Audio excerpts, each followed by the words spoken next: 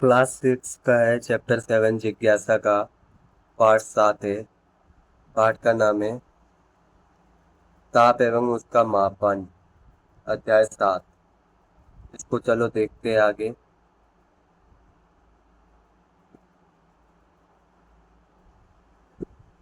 यहाँ पर लाम्बोक और उसकी बड़ी बहन फीबान शिलोंग में रहते हैं। एक दिन दोनों भाई बहन विद्यालय से घर आए। उन्होंने देखा कि उसके माता पिता का काम पर गए हुए लंबोक ने अपनी बहन से कहा कि उसे ज्वर का अब आभास हो रहा है।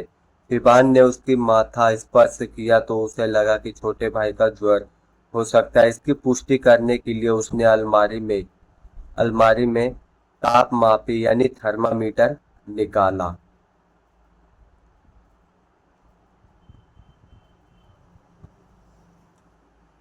उसने ताप मापी का अग्रभाग टिप साबुन और जल से धोया और लंबोक के तापमापी का पाठ्यांक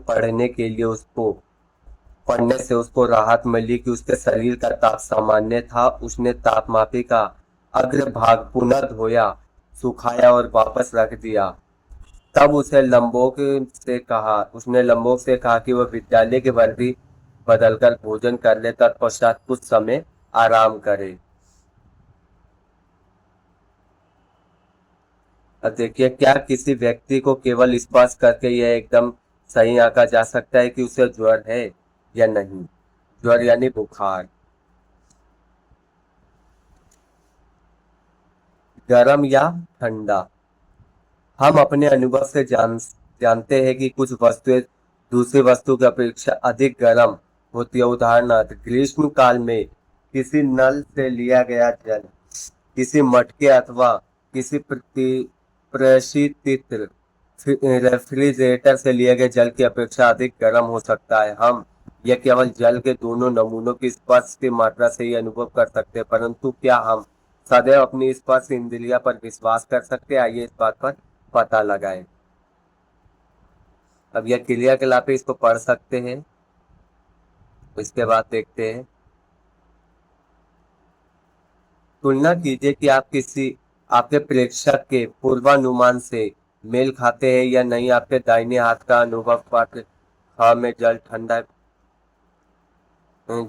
है, जबकि आपके बाएं हाथ का अनुभव करता है कि जल गर्म है। इस प्रेक्षण से आप क्या निष्कर्ष निकालते हैं? ये पीछे जो क्रियाकलाप दिया हुआ था, कोई वस्तु कितना गर्म या कितना ठंडा है कैसे ज्ञात करते हैं?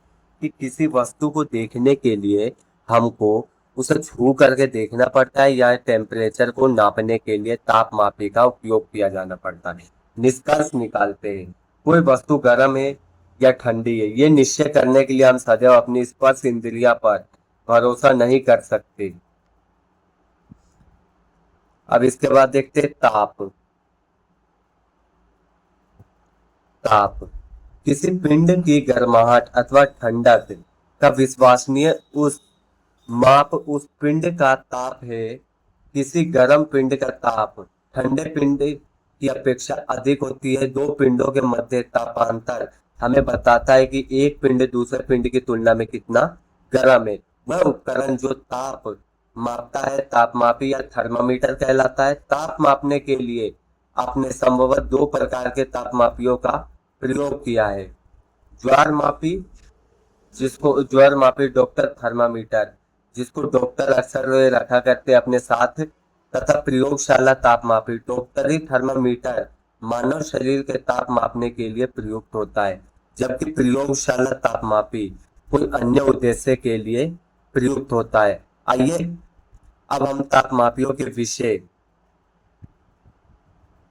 विषय में कुछ अधिक सीखते और जानते हैं कि उन्हें ताप मापने के लिए कैसे उपयोग कर सकते हैं। ताप मापन यानी डॉक्टरी थर्मामीटर।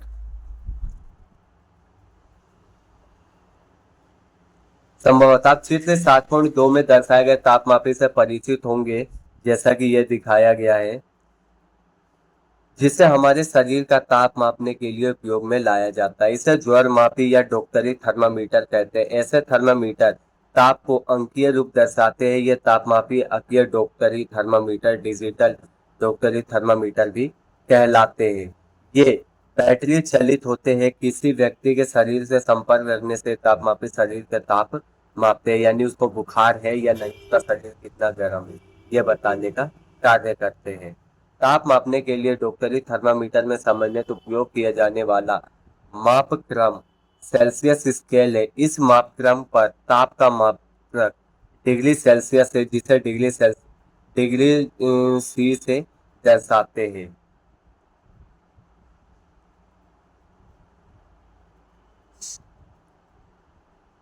अब देखिए, जैसा कि इधर दिखाया गया है, प्रारंभ में शरीर का ताप मापने के लिए पारे के तापमापी यानी मरकरी थर्मामीटर का प्रयोग किया जाता था, लेकिन पारा मरकरी एक अत्यधिक विषैला पदार्थ है और दुर्घटनावश यदि तापमापी टूट जाती है तो पारे की व्यवस्थित रूप से निपटान कठिन होता है, जैसा कि ये इसमें दिखाया गया है। ये चित्र में अंकीय तापमापी में इस प्रकार का कोई जोखिम नहीं होता है और इसके प्रदर्श की संख्या पढ़ना भी सरल होता है। इसलिए पारे वाले थर्मामीटर डिजिटल थर्मामीटर के द्वारा प्रतिस्थापित किए जा रहे हैं। डिजिटल थर्मामीटर में ताप का निर्धारण ऊष्म संवेदकों द्वारा किया जाता है। अब देखिए, इधर है कि कोविड-19 के महामारी काल में कुछ विशेष तापमापी उपयोग में लाए गए, जो किसी व्यक्ति के शरीर का ताप दूसरे से भी माप सकते थे। वह कौन तापमापी थे? कि मतलब कोविड-19 के दौरान जो होता था कि लोगों का शरीर को नापा जाता था, वो कुछ इस तरीके का गैजेट होता था, तापमापी होता था, इससे बताया जा सकता है, जिससे किसी को टच ना कर सके, क्योंकि छूने से बीमारियां फैलती थी, इसीलिए इसका उपयोग किया जाता था। वह संपर्क रहित तापमापी है, जिन्हें अवरक्त तापमापी भी कहा जाता है। इस प्रकार के तापमापी किसी व्यक्ति के शरीर को स्पर्श किए बिना उसके शरीर का ताप माप सकते हैं और संक्रमण का खतरा कम करते हैं, कि उससे बीमारी फैलने का कार्य कम होता है। अब यह क्रियाकलाप 7.2 है, इसको छोड़ते हैं, आगे देखिए। इसमें क्या छोटे बच्चे का शरीर का ताप सामान्य वयस्कों के शरीर के ताप से थोड़ा सा अधिक होता है? जी बिल्कुल, क्योंकि छोटे बच्चे जो होते हैं ये काफी छोटे होते हैं, गर्म रहता है इनका शरीर, लेकिन जो बड़े हो जाते हैं तो उनका शरीर धीरे धीरे ठंडा हो जाता है। देखिए, स्वस्थ मानव शरीर का सामान्य ताप 37.0 डिग्री सेल्सियस माना जाता है, किंतु क्या आपके द्वारा किए गए क्रियाकलाप में आपने पाया कि प्रत्येक बच्चे का शरीर का ताप सामान्य ताप 37.0 डिग्री सेल्सियस था, तो कुछ बच्चों के शरीर का ताप सामान्य ताप से कुछ अधिक या कम था। कि ये चीज नॉर्मल है कि सभी का तापमान एक जैसा नहीं रहता है, किसी का अधिक तो किसी का कम रहता है, इसमें कोई बड़ी बात नहीं है। क्या वृद्ध व्यक्तियों के शरीर का ताप स्वस्थ होने पर भी सामान्य से युवा वयस्कों के शरीर के ताप की तुलना में कम होता है? इसको बताएंगे आगे। प्रत्येक व्यक्ति का ताप 37.0 डिग्री सेल्सियस नहीं हो सकता है। वास्तव में सामान्य ताप स्वस्थ व्यक्तियों के लिए विशाल समूह के शरीर का औसत ताप है, इसीलिए किसी पूर्व रूप से स्वस्थ व्यक्ति के सामान्य ताप 37.0 डिग्री सेल्सियस से थोड़ा सा भिन्न हो सकता है, मतलब उससे थोड़ा अधिक या उससे थोड़ा कम।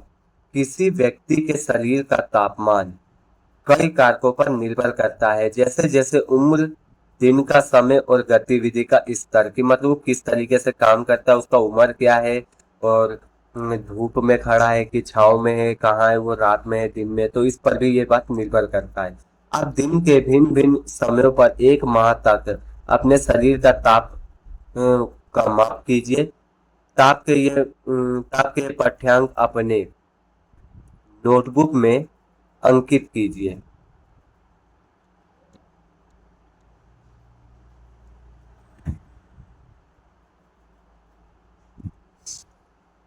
आप अपने माप कीजिए, पाठ्यांक को अपने नोटबुक में अंकित भी कीजिए और एक माह के पश्चात अपने शरीर के अंकित ताप का विश्लेषण कीजिए और देखिए कि उसमें कुछ परिवर्तन हुआ है। यदि हाँ, तो विचार कीजिए कि इसका क्या कारण हो सकता है।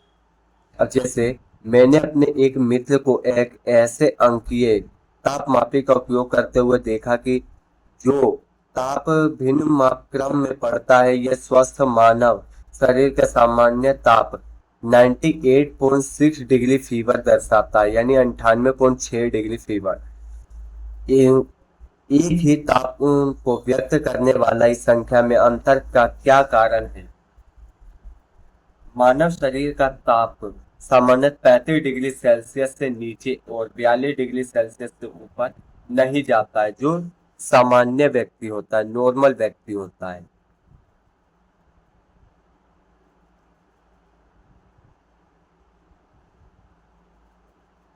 छोटे बच्चों और वृद्धों के शरीर का ताप मापने के लिए अंकीय तापमापी कांख यानी बांह के नीचे भी रखा जा सकता है। इस प्रकार का मापा गया ताप शरीर का वास्तविक ताप से 0.5 डिग्री से 1 डिग्री सेल्सियस तक कम होता है।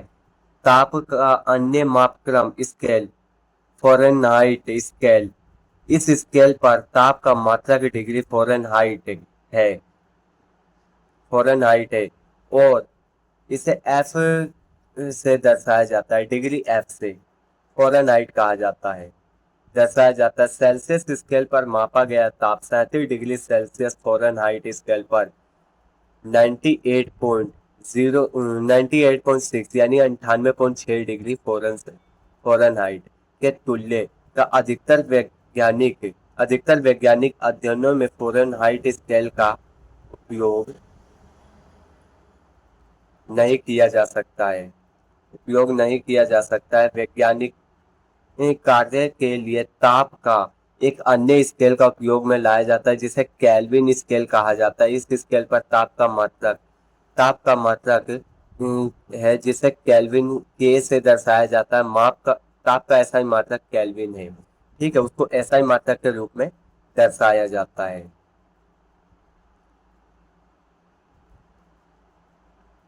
तीनों ही ताप मापक्रमों का नाम उन्हें विकसित करने वाले वैज्ञानिकों सेल्सियस, फ़ारेनहाइट एवं केल्विन के नाम पर रखे गए हैं तथा मापक्रमों को ये नाम वैज्ञानिकों के सम्मान के लिए दिए गए हैं कि उनका थोड़ा सम्मान हो, रिस्पेक्ट हो, उनका थोड़ा आदर हो, इसीलिए उनका ये नाम दिया गया है, केल्विन, फ़ारेनहाइट और सेल्सियस।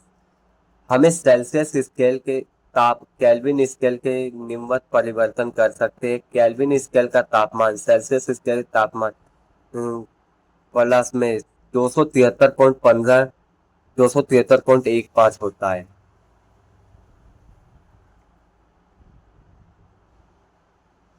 अब देखिए कि अंग्रेजी भाषा में सभी वर्ण बड़े और छोटे अक्षरों में अलग अलग लिखे जाते हैं। जब हम सेल्सियस स्केल फ़ारेनहाइट एवं स्केल केल्विन स्केल अंग्रेजी में लिखते हैं तो इसके नाम बड़े अक्षर से लिखकर प्रारंभ किए जाते हैं। ताप मात्रकों के नामों में डिग्री तो छोटे अक्षर में ही लिखा जाता है, लेकिन सेल्सियस एवं फ़ारेनहाइट बड़े अक्षर से प्रारंभ करके लिखे जाते हैं, किंतु केल्विन का मात्रक में केल्विन छोटे अक्षर से शुरू करके ही लिखा जाता है। ताप के इन मात्रकों के संकेत 0 degree Celsius, degree Fahrenheit, degree kelvin kelvin बड़े अक्षरों से दर्शाए जाते हैं। ध्यान दीजिए कि डिग्री का संकेत डिग्री के साथ नहीं लिखा जाता और वाक्य के अंत में अलावा कुछ अन्य संकेतों के बाद भी कोई बिंदु नहीं लगाया जाता है। ताप के विषय में लिखते समय आंकिक संख्या का और मात्रक के मध्य सदैव एक रिक्त स्थान छोड़ा जाता है। अंग्रेजी में 1 डिग्री सेल्सियस से अधिक तापमान बहुवचन में व्यक्त करने के लिए मात्रक को पूर्ण नाम डिग्री सेल्सियस लिखा जाएगा, किंतु हिंदी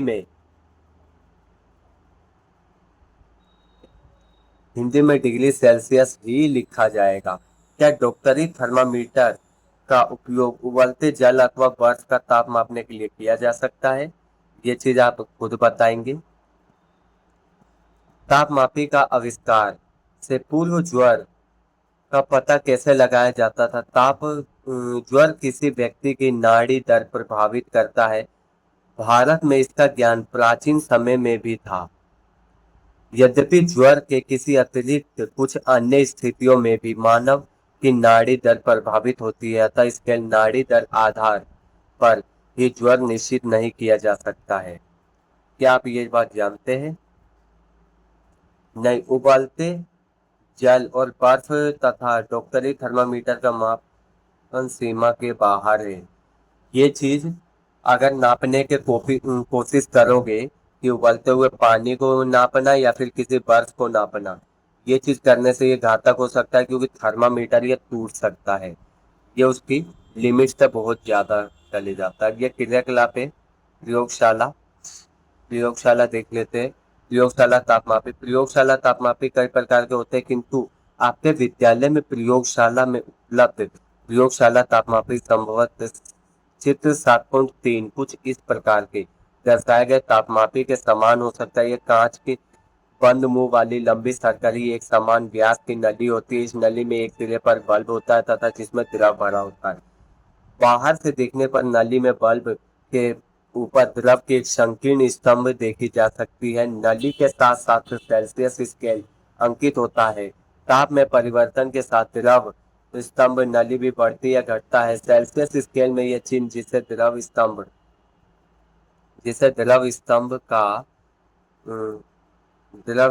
का शीर्ष स्तर मेल खाता है, इसे पाठ्यांक होता है कि इसी से बताया जाता है। देखिए, प्रयोगशाला में तापमापी प्रयुक्त के द्वारा सामान्यतः अल्कोहल देखने की सुविधा के लिए प्राय लाल रंग मिश्रित अथवा पारा मरकरी का उपयोग किया जाता है। अब देखिए, ये चीज कुछ है सावधानियां, ये क्रियाकलाप है, इसको पढ़ सकते हैं आगे।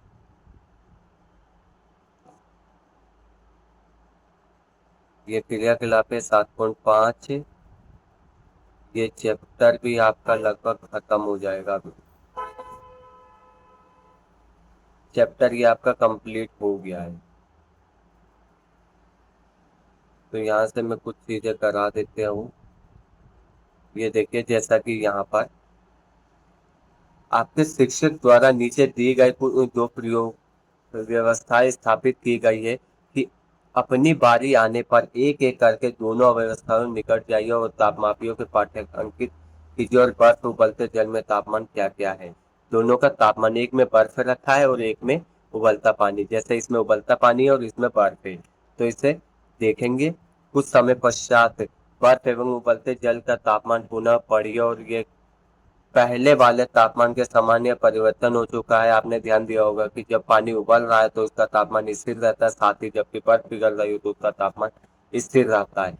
ये चीज देखना है। सावधानी, यह क्रियाकलाप केवल शिक्षक एवं निरीक्षण में ही किया जाना चाहिए। प्रयोगशाला व्यवस्था स्पर्श मत कीजिए, कि मतलब इसको कभी भी घर पे या अपने अकेले में कोशिश ना करें, ये घातक हो सकता है। अगर करते हैं तो साथ में कोई बड़े का होना जरूरी है।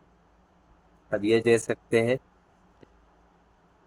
यहाँ पे वायु का माप, वायु का ताप। क्या आपने सोचा है कि हवा जो होता है, हवा का भी कोई ताप होता है? देखते हैं। आपने अपने विद्यालय के प्रयोगशाला में चिकित्सक के क्लिनिक में तथा अस्पतालों की दीवारों पर तापमापी लटका हुआ देखा होगा, जैसा चित्र 7.5 में इसमें दिखाया गया है। यह तापमापी कक्ष के ताप लगभग मान बताते, इसे कक्ष तापमापी कहा जाता है। क्या आपने समाचार पत्रों या टीवी समाचारों या इंटरनेटों पर मौसम पूर्वानुमान देखा होगा कि प्रत्येक दिन अधिकतर और न्यूनतम वायु की जानकारी दी जाती है? ये भी इसी के माध्यम से दिया जाता है। यह क्रियाकलाप है 7.3। अब ये चैप्टर कंप्लीट हो गया है। देखिए, वायु ताप मापन के लिए कई विधियां। मौसम वायु ताप पर निर्भर करता है, इसीलिए पूरे विश्व में मौसम स्टेशनों पर मॉनिटर किया जाता है तथा वायु मापांकित डाटा बहुत से अन्य कारकों पर मौसम के पूर्वानुमान के लिए उपयोग में लाया जाता है। वैज्ञानिक का परिचय, अब ये भी देख लेते हैं। अन्ना मनी जिनका जन्म 1918 में हुआ था और मृत्यु 2001 में। अन्ना मनी एक भारतीय वैज्ञानिक थी जिन्हें भारत का मौसम विदुषी के नाम से जाना जाता था। किस नाम से? भारत की मौसम विदुषी। उन्होंने कई मौसम मापन उपकरणों का आविष्कार और निर्माण की, या जिसके कारण इनके उपकरणों के प्रति भारत में अन्य राष्ट्रों पर निर्भर कम हुई। उन्होंने भारत में पवन ऊर्जा और सौर ऊर्जा के उपयोग की संभावनाओं पर खोजबीन की। इसने इससे भारत के नवीकरणीय ऊर्जा के क्षेत्र में विश्व के अग्रणी राष्ट्रों से सम्मानित हो गया था। ये चैप्टर आपका कंप्लीट हो गया, इसको कर लेना। ये थी सारांश, ये क्वेश्चन आंसर ये कंप्लीट हो गया है। ठीक है, ये कुछ और भी सीखे, ये कौन से चैप्टर कंप्लीट।